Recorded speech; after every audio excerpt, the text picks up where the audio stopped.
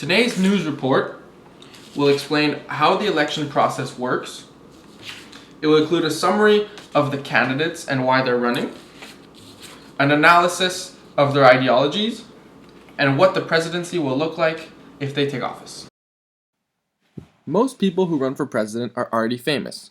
After all, if you want to be chosen by a majority of the people in America, it helps if many of them already know who you are.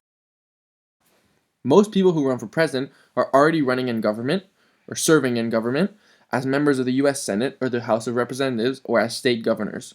Former military officers have also run for president in the past.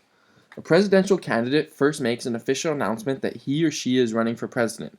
Then he or she or someone else on his or her behalf must file papers with the Federal Election Commission, which regulates the election process.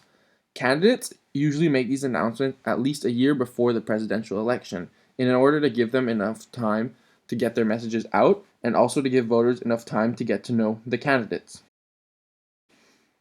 Once the announcement is made, the candidate begins to work very hard to make sure that he or her keeps his or her name in the public eye. He or she makes speeches, meets with officials from other countries, goes on high-profile trips, etc. The candidate also tends to cut back on time he or she spends in government, if he or she is serving there, to run for president. When January of an election year rolls around, the candidates begin their heavy lifting for the campaign ahead. As more months go by, people in the American states gather to show their support for the various candidates. It is very rare for just one candidate from a major political party to run for president, so many names means many people running for the same job. These gatherings are called primary elections or caucuses. A primary election looks very much like a general election. Voters get ballots that list the names of the people running for president and then go to a polling place and vote for one of those people. A caucus is a gathering of people who discuss the issues and the candidates at a central location and cast their votes for candidates. It should be noted here that the majority of people who vote in an American presidential election belong to some kind of political party. The two major political parties are Democratic and Republican. Other political parties include Reform, Green, Natural Law, and Libertarian. If you belong to the Democratic Party, you will get a primary election ballot that contains only the names of the people running for president who are also Democrats. The same is true for Republican voters or for members of other political parties. In the general election, anyone can vote for anyone. Leading up to and during the caucus primary election period, the various presidential candidates make trips across the country, visiting people everywhere and giving speeches trying to drum up support. Candidates will often appear alongside other famous people like sports stars or movie stars, hoping to gain some support by association with these people in the spotlight. The candidates will often get together and have debates, which are usually televised. This is another way for getting voters to make up their minds on which candidates should get their votes. The various states have their caucuses or primary elections throughout the late winter and spring, and then have a major national gathering called a convention in the summer. Each political party picks a group of people from each state to represent the state at this convention. At the convention, the delegates cast their votes for the candidate who was the top vote getter in that state in the caucus or primary election. This is a warm-up for the Electoral College, which comes later. Once the conventions are finished, the home stretch for the presidential election begins. Speeches, fundraisers, and debates follow, with all candidates trying to get them to keep themselves in the public eye as much as possible. The popularity of the internet has added a dimension to candidates' ability to get their messages across. The presidential election takes place every 4 years on the first Tuesday after the first Monday in November. If November 1st is a Tuesday, then the election takes place on November 8th. People across the country cast their votes for whichever candidate they believe will do the best job. Votes are counted, and this is what is called the popular vote. But it is more than a popularity contest. This is where the Electoral College comes in. The Electoral College is a group of people who cast their votes for the various presidential candidates, much like the delegates at the political party conventions. When we, as Americans, are casting our votes for the presidential candidates, we are actually casting our votes for electors, who will cast their votes for the candidates. The presidential candidate who receives the most votes in each state get all of the electoral votes from that state. In other words, if the state of Vermont has 3 electoral votes, it casts all of its electoral votes for the winning candidate. So, For example, if Diana Valdez has 4,100,103 votes and Fred Smith has 4,001,100 votes, Diana Valdez still gets 3 of Vermont's electoral votes and Fred Smith gets 0. When all the electoral votes are counted, the president with the most votes wins. In most cases, the candidate who wins the popular vote also wins in the Electoral College. A few times before, this has not been the case. The presidential election takes place in November, but the new president doesn't take office until January 20th of the following year. If a president gets re-elected, he goes right on serving, just like Obama did in the previous elections. The Constitution limits presidents to 2 terms. Once a president has served 2 terms, he retires from public office, making way for the next group of political hopefuls. Every 4 years, the process starts all over again. Now let's meet the candidates. First up is Donald Trump. Donald Trump was born in Queens, New York.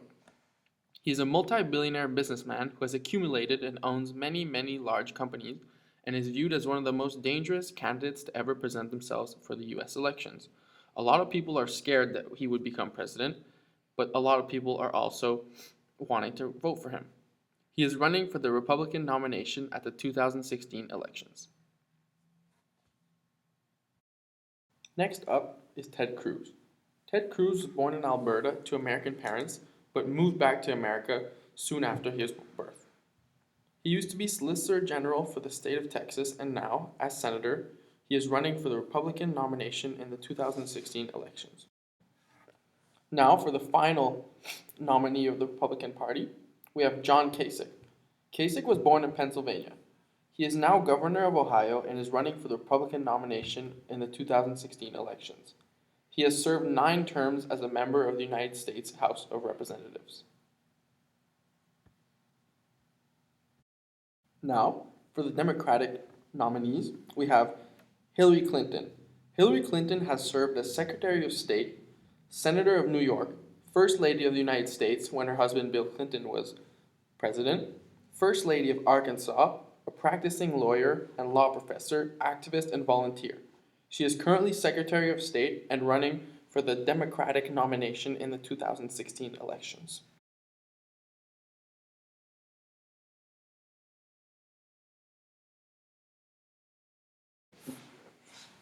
Finally, for the last nominee, we have Bernie Sanders. Bernie Sanders was born in Brooklyn, New York. In 2006, he was elected to the U.S. Senate after 16 years as Vermont's sole congressman in the House of Representatives. Bernie is now serving his 2nd term in the U.S. Senate after winning re-election in 2012 with 71% of the vote. He is also the former mayor of Burlington, Vermont, his current place of residence. He is running for the Democratic nomination in the 2016 elections. According to Politico magazine, Donald Trump is a fascist and the perfect populist. Populism is a political outlook or disposition that appeals to the interests, conceptions, and emotions, such as hopes and fears of the general population, especially when contrasting any new collective consciousness pushes against the prevailing status quo of society. Trump, in fact, has more appeal to the center than the conservative populists of the last half-century. Trump tends to speak in a kind of code, starting with his birther campaign against Obama, and his criticism of illegal immigrants and proposed ban on Muslims may appeal to fringe white nationalists, even if it has offended many, if not most, Latinos. The best explanation of Trump's surprising success is the constituency he has mobilized has existed for decades, but the right champion has never come along. What conservative people hate about Trump, his insufficient conservatism, may be his greatest strength in the general election. His populism cuts across party lines like few others before him. Like his fans, Trump is indifferent to the issues of sexual orientation that animate the declining religious right, even to the point of defending Planned Parenthood. Trump's ability to manipulate media and all kinds of news outlets has made him one of the most surprising yet dangerous and unforeseen candidates in U.S. presidential history. I'm Donald Trump, and I approve this message. The politicians can pretend it's something else, but Donald Trump calls it radical Islamic terrorism. That's why he's calling for a temporary shutdown of Muslims entering the United States until we can figure out what's going on. He'll quickly cut the head off ISIS and take their oil. And he'll stop illegal immigration by building a wall on our southern border that Mexico will pay for. We will make America great again. Bernie Sanders is a social democrat. Bernie wants to level the playing field, which is more uneven than ever before. While he doesn't want the government to run the economy, Bernie does want the government to ensure that the economy is set up to enable as many people as possible to contribute to its healthy growth. He also wants to change industry so that workers have more rights, healthcare, and education is available to all, and we have better public infrastructure in general. Bernie believes we need to move away from a government of the billionaires, by the billionaires, and for the billionaires, and invest more in social programs that can help Americans get ahead, particularly in the face of a dwindling middle class, and in turn encourage more equitable, sustainable economic growth for the entire country. The last person to run on similar political beliefs won the election and saved America from the Great Depression. His name was Franklin D. Roosevelt, otherwise known as FDR, and his policies via the New Deal are part of why he is consistently rated as one of the greatest U.S. presidents ever, alongside Abraham Lincoln and George Washington. Okay. Like I said before, Sanders is a social democrat and not a democratic socialist, and that the two ideologies are fundamentally different from each other. Bernie Sanders' position as social democracy rather than socialist, noting that social democracy means support for a mixed economy, combining private enterprises with government spending, social insurance programs, Keynesian macroeconomics policies, and democratic participation in government and the workplace, all of which are part of Bernie Sanders' platform. If you're doing everything right, but find it harder and harder to get by, you're not alone. While our people work longer hours for lower wages, almost all new income goes to the top 1%. My plan? Make Wall Street banks and the ultra-rich pay their fair share of taxes. Provide living wages for working people. Ensure equal pay for women. I'm Bernie Sanders.